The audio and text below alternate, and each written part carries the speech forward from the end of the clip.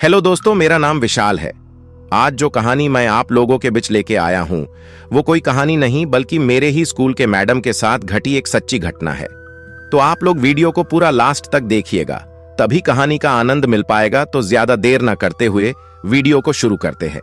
शाम ढल रही थी, आसमान पूरा काला पड़ चुका था, जैसे किसी ने काले रंग की शीशी उड़ेल दी हो। शायद बारिश आने को बेकरार है। घिरा हुआ आसमान और ठंडी हवाएं राधा को बेहद पसंद थी। बारिश राधा के बदन में एक अजब सी सिहरन पैदा करती थी। राधा आईने के सामने पिछले आधे घंटे से बनसवर रही थी।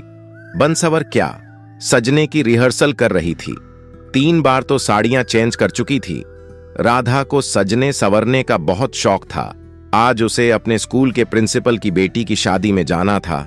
राधा भी कॉलेज की अध्यापक थी, मगर दिखती कॉलेज स्टूडेंट जैसी थी। वो हमेशा खूबसूरत दिखना और खूबसूरत रहना चाहती थी। राधा अब तैयार होकर रवाना ही हो रही थी कि उसके नजर अखबार पर पड़ी। उसमें कोई नागर चौक की खबर थी। लिखा था कि नागर चौक नाम के एक छोटे से इलाके में बहुत सारी अजीबोगरीब घटनाएं घटी हैं। कितनी वारदातें हुई हैं, लूट मार, हत्या, अपहरण, बलात्कार, भूत प्रेत का साया, सभी घटनाएं वहीं घटी हैं। लोग वहां दिन के उजाले में भी जाने का साहस नहीं करते थे। ये खबर पढ़ते ही थोड़े समय के लिए राधा का चमकता चेहरा फीका पड़ गया। उसके चेहरे पर मानो हल्का खौफ मंडरा रहा हो। थोड़ी देर वो खामोश होकर वहीं खड़ी रही, मानो ये खबर उसके मन में घर कर गई हो। राधा की खामोशी प्रिंसिपल के फोन ने तोड़ी। राधा ने फोन उठाया और बातें करते वहां से कार में निकल गई। राधा को शादी में पहुंचने में कोई दिक्कत नहीं आई। राधा ने गाड़ी से बाहर निकलने से पहले एक बार फिर अपना चेहरा निखार लिया था। राधा का स्वागत हंसते चेहरों ने किया, मगर कुछ चेहरे ऐसे भी थे जिसने राधा को बुरी नीयत से देखा। वो चेहरे थे कॉलेज के बदमाश और कॉलेज ट्रस्टी के बिगड़े हुए लड़के। कॉलेज उन लड़कों को 5 पापी बुलाती थी। खैर, लड़कियों को छेड़ना, लड़कियों के साथ बदतमीजी करना, लड़ना झगड़ना, वो सब उन 5 का काम था, इसलिए कॉलेज उसे 5 पापी बुलाती थी। खैर, राधा भी उनकी हरकतों को भली भांति जानती थी, इसलिए उसको अनदेखा करके शादी में शामिल हो गई। नाच गाना, खाना पीना, गप्पे लड़ाने और विदाई में पता ही नहीं चला कि रात के 11 बज गए हैं। उसे घर पहुंचने में अभी उसे 2 घंटों का फासला तय करना था। राधा के पति नवीन का फोन आता रहा। हेलो राधा, कहां हो? नवीन ने कहा, मैं शादी में आई थी, पर बहुत देर हो गई है। बस मिसिस गुनीता के साथ अब निकल ही रही हूं। राधा ने बातें खत्म करके फोन रखा। राधा ने फटाफट से मिसिस अंकु को बाएं किया और मिसिस गुनीता को ढूंढने लगी, मगर पता चला कि मिसिस गुनीता तो घर के लिए कब की रवाना हो चुकी है। राधा सोचने लगती है कि अब अकेली घर कैसे जाएगी। तभी अचानक से तेज बिजली कड़की। शायद थोड़े समय के बाद बारिश होने वाली है। उसने कोई परवाह करे बिना वहां से अकेली निकल पड़ी, मगर वो 5 पापी राधा की हर हरकत नजर रखे हुए थे। राधा ने बस थोड़ा सा ही फासला तय किया ही था कि बारिश की बूंदाबारी आने लगी। राधा मन ही मन सोच रही थी कि वो बारिश बंद होने का इंतजार करे या फिर आगे बढ़े। राधा को अपने घर जल्द ही पहुंचना था। वो सोच रही थी कि बारिश खुलने का इंतजार करे या यहां से निकले। उसने आगे बढ़ने का फैसला किया। राधा की कार थोड़ी आगे बढ़ी ही थी कि तेज बारिश शुरू हो गई। हमेशा राधा को सिहरन देने वाली बारिश की बूंदें आज बाधा बन रही थी। राधा बारिश की बूंदोबारी को चीरती आगे बढ़ रही थी। राधा का आगे बढ़ने का फैसला सही था, क्योंकि बारिश बंद हो चुकी थी। राधा हल्के मन से ड्राइव कर रही थी, मगर लगता है आज का दिन राधा के लिए सचमुच भारी था, क्योंकि सामने ट्रैफिक जाम था। गाड़ियों की लंबी लाइन लगी थी। किसी से पूछा तो पता चला कि भारी बारिश के चलते आगे का रास्ता पूरा ब्लॉक हो चुका है। जब तक रास्ता साफ नहीं होगा तब तक ट्रैफिक जाम रहेगा और रास्ता साफ होने में सुबह भी हो सकती है। सुबह का नाम सुनते ही राधा की हवाइयां उड़ने लगी। तभी राधा देखती है कि कुछ गाड़ियां कच्ची सड़क की तरफ जा रही है।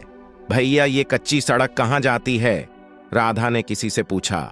ये कच्ची सड़क शहर जाती है बहन जी। राधा फिर से सोचने लगी कि वो रास्ता खुलने का इंतजार करे या फिर कच्चे रास्ते से जाए। उसने सोचा कि वो कब तक अकेली रास्ता साफ होने का इंतजार करेगी। वो भी कच्ची सड़क की तरफ जा रही गाड़ियां के साथ गाड़ी चलाकर शहर वाले रास्ते जा सकती है, इसलिए उसने वो कच्ची सड़क से घर जाने का फैसला किया। राधा आगे बढ़ तो रही थी, मगर खौफ अभी भी उसके सिर पर डर मंडरा रहा था, क्योंकि वो आगे चल रही गाड़ियां के सहारे जा रही थी, जैसे कोई दीपक की रोशनी लेकर अंधेरे से गुजर रहा हो। आगे चल। गाड़ियों की रफ्तार तेज होती है, वो सब राधा की कार से आगे बढ़ जाती है, और इतनी बढ़ जाती है कि वो सब कारें हेडलाइट के सहारे देखी जा सकती थी। राधा भी उन तक पहुंचने के लिए अपनी गाड़ी की स्पीड बढ़ाती है, मगर गाड़ी अचानक से बंद हो जाती है। गाड़ी बंद होते ही राधा बदहवास सी हो जाती है। वो वहां अकेली थी, आगे पीछे कोई नहीं था। आगे जाती गाड़ियां एक के बाद एक आंखों से ओझल हो रही थी। राधा अब बेचैन सी होने लगी थी, धड़कनें तेज चल रही थीं। उसके माथे से डर की बूंदें एक के बाद एक टपकने लगी थी। उसके आंखों में खौफ साफ दिख रहा था। वो घबरा के जोर जोर से सांसें ले रही थी। उसने अपने पर्स से फोन निकाला और अपने पति नवीन का नंबर डायल करने लगी, मगर वहां मोबाइल नेटवर्क के नाम पर कुछ नहीं था। अब वो इतना डर गई थी कि वो गाड़ी से बाहर निकलना भी नहीं चाहती थी।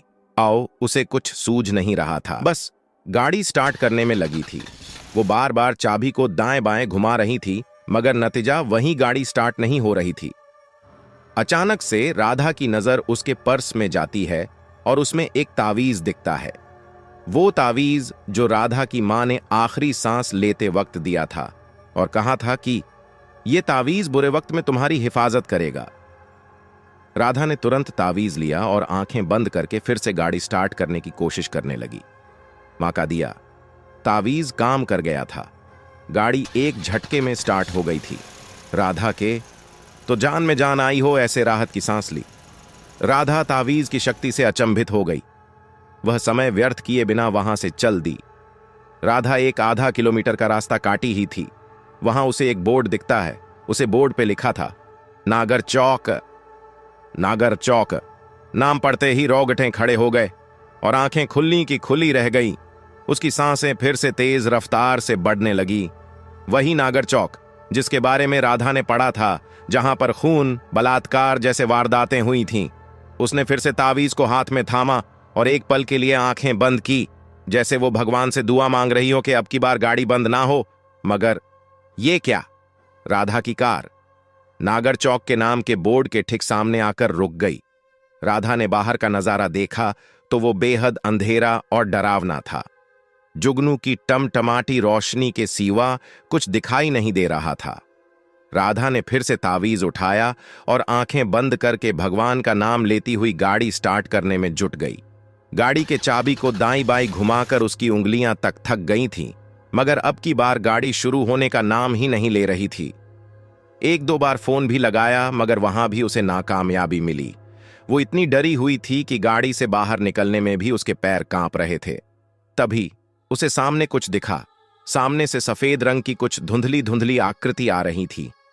राधा उसे देख दहल गई और बदन में कपकपी होने लगी। वो आकृति जैसे जैसे आगे आ रही थी, वैसे वैसे एक आकृति से 3 आकृतियां हो गई थीं। काले घने अंधेरे में सफेद रंग साफ साफ दिख रहा था। राधा उसे देख बस सोच रही थी, ये क्या आ रहा है?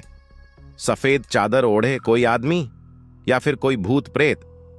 राधा के पसीने छूटने लगे थे। राधा ने जल्दी से गाड़ी के शीशे बंद है कि नहीं ये तसल्ली कर ली और वहां बैठे बैठे तावीज को थामे आंखें बंद करके भगवान का नाम जपने लगी। अब वो आकृतियां राधा के गाड़ी के आगे पीछे मंडराने लगी थी। सहमी हुई राधा जोर जोर सांसें लेकर हल्की सी कनकियों से देख रही थी। तभी किसी ने गाड़ी के शीशे पर जोरदार वार किया। राधा उस तरफ देखी तो मालूम पड़ा कि वो गाड़ी के शीशे तोड़ने की कोशिश कर रहे थे।